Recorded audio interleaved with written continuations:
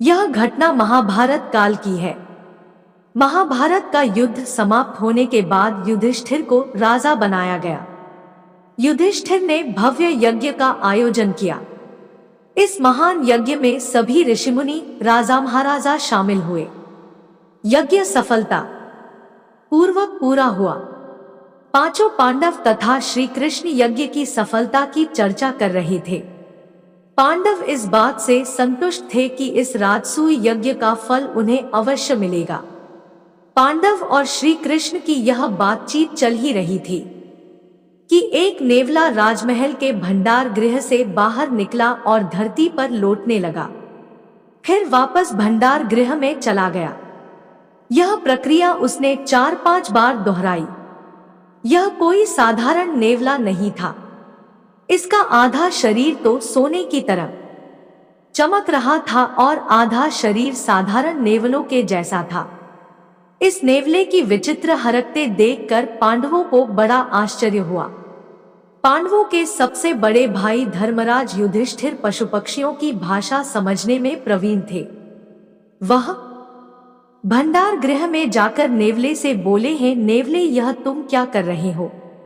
तुम्हें किस चीज की तलाश है?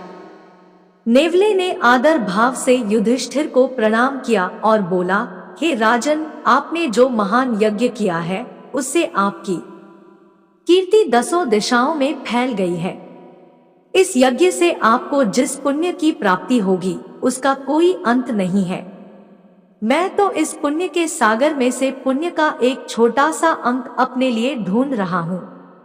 नेवले की बात सुनकर युधिष्ठिर असमंजस में पड़ गए। उन्होंने नेवले से पूरी बात स्पष्ट रूप से कहने को कहा। तब नेवला बोला, मेरा आधा शरीर सोने का है, शेष आधे शरीर को सोने का बनाने के लिए मैं आपके भंडार गृह में लौट रहा हूं। युधिष्ठिर नेवले की बात समझ नहीं पा रहे थे। तब नेवले ने कहा, मैं इसे समझाने के लिए आपको एक कहानी सुनाता हूं। बहुत सालों पहले एक राज्य में भयानक अकाल पड़ा था। लोग भूख और प्यास से तड़प रहे थे। चारों ओर हाहाकार मची हुई थी। उस समय एक गांव में 4 सदस्यों का एक परिवार रहता था। परिवार का मुखिया, उसकी पत्नी, उसका पुत्र तथा पुत्रवधू जो बहुत गरीब थे। अकाल के कारण उस परिवार की भूख से मरने की नौबत आ गई थी। मुखिया और उसके बेटे को कई दिनों से कोई काम नहीं मिल रहा था। घर में खाने को कुछ नहीं था। पूरा परिवार कई दिनों से भूखा था। परिवार के मुखिया से अपने परिवार को भूख से तड़पता नहीं देखा गया। वह भोजन की तलाश में घर से निकला। काफी मेहनत के बाद उसे थोड़ा सा आटे का चोकर मिला। वह उस चोकर को लेकर अपने घर आया। मुखिया की पत्नी ने उस चोकर की 4 रोटियां बनाईं। परिवार के सभी सदस्य को एक एक रोटी मिली। वह सब मिलकर रोटी खाने बैठे ही थे कि उन्हें घर के द्वार पर एक व्यक्ति दिखाई दिया। वह भूख के कारण तड़प रहा था। मुखिया उसे अपने घर में ले आया। उस व्यक्ति ने बताया कि वह कई दिनों से भूखा है। मुखिया उसकी बात सुनकर सोच में पड़ गया। उसकी आंखों के आगे अपने तथा अपने परिवार की कई दिनों की भूख से तड़प का दृश्य उभर आए। वह स्वयं भूखा था। अंत में उसने स्वयं भूखा रहकर घर आए मेहमान को भोजन कराना अपना धर्म समझा। यह सोचकर उसने अपने हिस्से की रोटी उस व्यक्ति को दे दी। वह व्यक्ति बहुत भूखा था। वह तुरंत उस रोटी को खा गया। वह फिर गिड़गिड़ाने लगा, आपने बहुत दया करके मुझे रोटी दी, लेकिन इसे खाकर मेरी भूख और बढ़ गई है। कृपया मुझे एक रोटी और दें। इस प्रकार मुखिया की पत्नी, पुत्र तथा पुत्रवधू के हिस्से की रोटियां भी मुखिया ने उस व्यक्ति को दे दी। मेहमान चारों रोटियां खाकर खुश होकर मुखिया के परिवार को आशीर्वाद देता हुआ चला गया। इधर भूख के कारण परिवार के मुखिया और अन्य सदस्यों की हालत बिगड़ने लगी। अंत में उन चारों ने एक एक करके भूख से तड़पते हुए अपने प्राण त्याग दिए।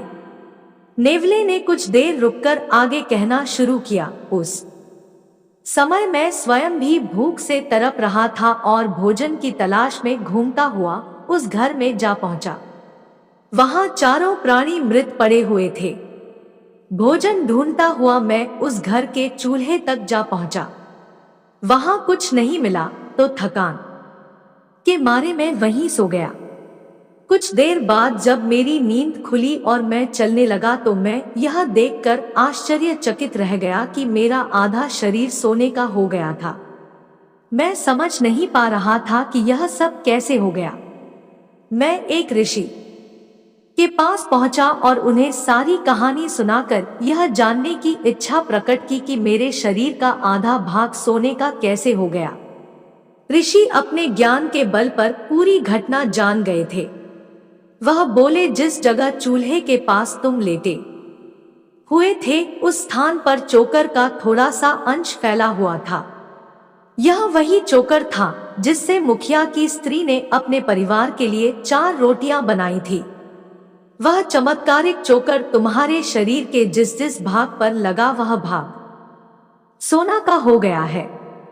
इस पर नेवले ने ऋषि से कहा, कृपया मेरे शरीर के शेष भाग को भी सोने का बनाने के लिए कोई उपाय बताइए। ऋषि ने कहा, उस परिवार तथा उसके मुखिया ने धर्म और मानवता के लिए अपने प्राणों का बलिदान दिया है। वह लोग स्वयं भूखे रहे लेकिन घर आए अतिथि को भूखा नहीं रहने दिया।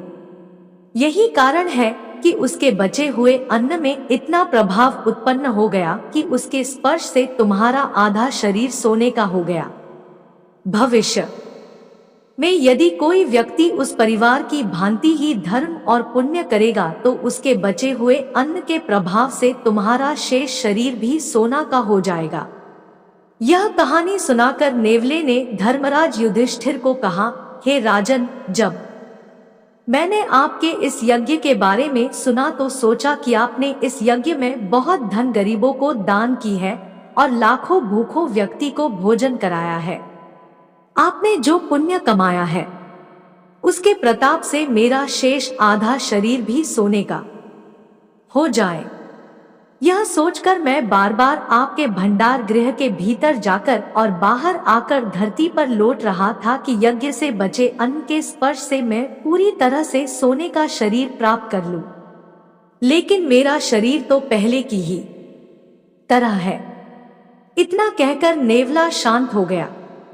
युधिष्ठिर ने संक्षेप में पूरी कहानी अपने भाइयों को बताई। सभी पांडव विचार करने लगे कि क्या हमारे इस भव्य यज्ञ का पुण्य इतना भी नहीं है कि यह नेवला अपने शेष आधे शरीर को सोने का बना सके। उस परिवार का पुण्य हमारे विशाल यज्ञ से भी अधिक है। श्री कृष्ण ने पांडवों को जब इस प्रकार चिंता में देखा तो वे बोले, यह सत्य है कि आपका यज्ञ अद्वितीय था जिसमें आप लोगों ने निर्धनों को जी खोलकर दान दिया और भूखे व्यक्तियों की भूख शांत की। लेकिन उस परिवार का दान आपके यज्ञ से बहुत बड़ा था क्योंकि उन लोगों ने उस स्थिति में दान दिया जब उनके पास कुछ नहीं था। अपने प्राणों को डूब संकट में डालकर भी उस परिवार ने अपने पास उपलब्ध सामग्री उस अनजान अतिथि की सेवा में अर्पित कर दी। आपके पास बहुत कुछ होते हुए भी आपने उसमें से कुछ ही भाग दान किया। आपका दान उस परिवार के अमूल्य दान की तुलना में कुछ भी नहीं है।